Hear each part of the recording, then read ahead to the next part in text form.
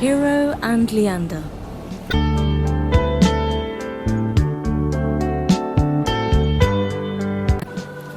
Hello, this is Jana.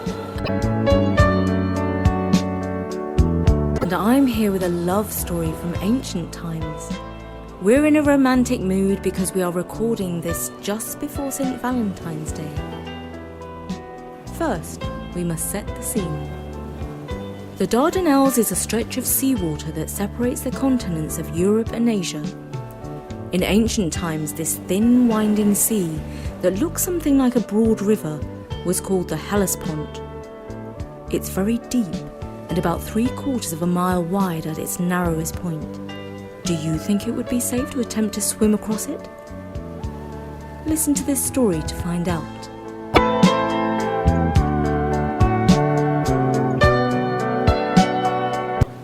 Two cities used to watch one another across the Hellespont.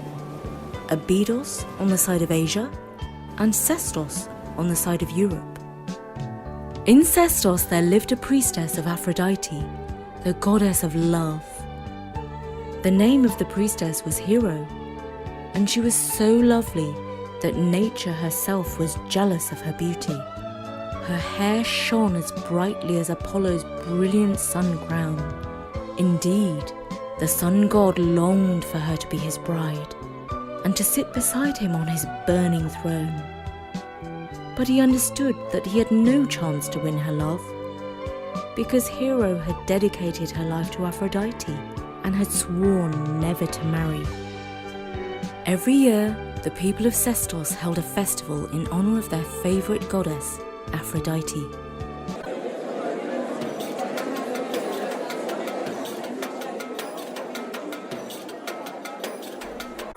The streets were filled with music, dancing and celebration, especially around the temple of the goddess. People travelled from far and wide to Sestos, hoping to complete their search for love. There were rare beauties to be seen, as bright as the stars in the sky, but the loveliest of them all was Hero. Her looks stole away the mind of anyone who gazed upon her. One evening during the festival, she came down from the high tower where she lived, overlooking the sea, and walked through the town on her way to the temple of Aphrodite. Her dress shimmered with embroidered stars as she walked, and the wide green sleeves flowed loosely by her sides. On her golden hair she wore a myrtle wreath. Her necklace sparkled like diamonds, although it was in fact made of sea-smooth pebbles that she had collected from the beach and polished. Many praised her sweet scent as she passed by. Indeed, soldiers who had fought fearlessly in bloody battles were dumbstruck and went weak at the knees when they caught sight of her. When she reached the temple gates, her modest hazel eyes met the glance of a young man who was leaning against the gate. His name was Leander. Leander came from Abydos, on the Asian side of the Hellespont. He never cut his hair, and his dark locks flowed down onto his shoulders. He had pleasant, smiling lips and eyes that were so expressive that they greeted you and embraced you, even before he spoke. He walked tall and straight as a wand, and his shoulders were as broad as a warrior's from the age of heroes. Leander casually picked a grape from the vine that climbed around the gate and popped it into his mouth. As Hero passed through the gate, she briefly let her eyes take note of the red grape juice on Leander's lips. Once inside, she trod lightly over the pavement that shone like crystal and was known as Aphrodite's glass. Beneath her passing feet lay mosaics depicting the love stories of the gods. Leander watched her walk, and he savoured the sweet pain of Cupid's arrow deep in his heart. For a while he stood so still that a passer-by might have mistaken him for a stone statue of beautiful Adonis. Then he knew what he must do.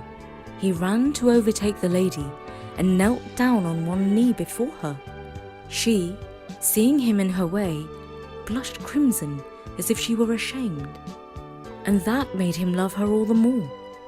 He reached out and touched her fingertip with his own, and she trembled before drawing her hand away. They say that love is blind, but more often it is mute and cannot speak. If you had been there, you might have seen the silent sparks of light and living fire flashing between the pair. And only then did Leander begin to sigh and press his suit. "O mirror of Aphrodite, let me speak," he said at last. "Be not unkind to me. Do not tell me to go. Instead, heal my heart that is so wounded by love for you." "But," she said, "you have only set eyes on me for the first time just now." "Whoever loved that loved not at first sight?" he asked. And she, the priestess to the goddess of love, had no answer to that. The simple, plain truth was that she loved him too. "I cannot return your love," she lied. "I have made an oath to Aphrodite." And Leander spotted a truthful tear like a transparent pearl on her cheek. "Do not tell me that you were bound by a promise," he insisted, "that was made when you were too young to know better. It is wisely said, 'It lies not in our power to love or hate, for will in us is overruled by fate.'" "Legally speaking, you are correct," she conceded meekly. "We can be held responsible only for our actions and not for our feelings." "So true," Leander encouraged her. "Action is everything in a human life. We are nothing more than the sum of our deeds. How best to honour your mistress, the Queen of Love? Why, isn't it obvious? Devote your entire heart and soul to love, starting right now." She cast her eyes down, and then, after some moments of silence, she said in a low voice to Leander, "Too many observers are watching us now. Tongues will wag. We must meet another time in secret. There is a tower that looks down on the yellow beach where it listens to the rattling and the murmuring sea. It's often visited by swans and sparrows. At the top of that tower is the room where I sleep. Tomorrow night I shall hang a lamp from my window as a signal so that you may see it. The only other person who lives in the tower is an old lady who watches to keep me safe. She's always fast asleep by sundown. Come to my tower tomorrow after dark. Rescue me, and we shall run away together and be married in a temple far from here." "Lady," said he, "for such a sweet reward, I would swim across the sea if there was no other way to reach you. For now, farewell.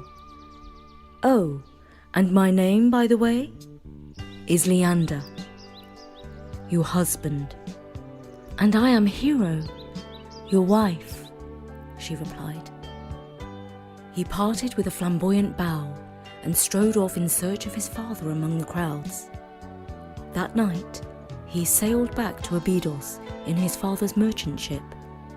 But when he returned home, he did not seem to be there at all. He had left his heart across the Hellespont with Hero.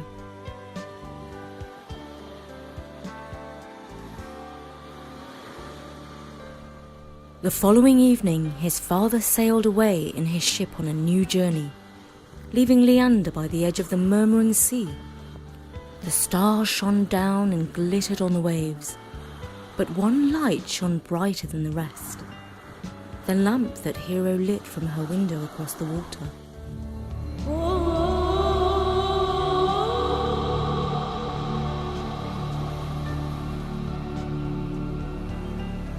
Leander stood upon a rock and fixed his eyes upon that light. "Oh, Hero, he moaned. "Will the water part to let me walk across to you?" But the sigh of the rising and falling waves whispered the reply. Nor did he have a boat. There was only one way to travel across the sea. He stripped off his clothes and, shouting, "Love, here I come!" dived in with a splash. His strong arms propelled his smooth body swiftly across the water as his head bobbed over the waves. It so happened that Poseidon, the sea god, looked up from the swirling depths and caught sight of Leander pulling the water in the moonlight. The sea god saw the swimmer's smooth skin and his flowing hair and was amazed by his beauty. He desired to know him better. And placing his great seashell to his lips, Poseidon trumpeted out the command for the winds to blow and waves to wrap around the lone swimmer and to drag him down to his palace.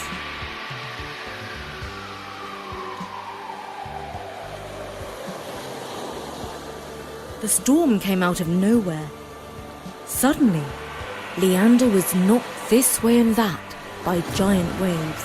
He struggled and splashed, gulped in and spluttered out seawater, and prayed to Aphrodite to save him, for the sake of love. But he strove in vain, for down, down he sank through the swirling waters, until he found himself before the golden walls of Poseidon's palace. Surrounded by brightly coloured trees of coral, he heard the sweet music of the mermaids and was swimming with the haughty seahorses. He felt utterly confused and was not sure if he was drowned or breathing. The seahorses led him through the palace's gates of pearl to the emerald green throne of Poseidon. There, the good-humoured sea god embraced him like an old friend and asked if he had plunged down into the sea from heaven like a shooting star. "No, sir," said Leander. "I am a mortal." "Then sit closer, stay a while, stay forever," boomed Poseidon. "You outshine my immortal brothers with your beauty. You are as pretty, no prettier, than my pearly sea palace. You have arrived at your true home where you belong, far from the ugly world of common mortals." "But sir," pleaded Leander, who was down on one knee, "I swore to the woman I love that the waves of the sea would not keep me from her. Even if I had to swim, I risked my mortal life for her love, and she's waiting for me. If I do not turn up tonight, she may die of heartbreak, and then the face of nature herself will be less lovely. For the life of Hero, my love, makes the world more beautiful. Your words are as ingenious as your face is lovely," said Poseidon. "It's a pity to let you go, but I shall, since your heart is faithful to this mortal woman. Hero, you said her name was? She must be a sight worth seeing for you to turn away my gift of everlasting life and luxury. Before you go, at least take this trifle, a silver bracelet that I myself have worn. It will keep you safe forever from the sea, and whether you swim or sail, you shall never drown." A seahorse passed the gift to Leander, who departed with heartfelt thanks. Before swimming on his way towards the light lit by Hero in the window of her tower. The flame danced and flickered in the breeze, Many times a gust of wind had almost put it out, but the faithful flame kept burning for Leander until at last he reached his love.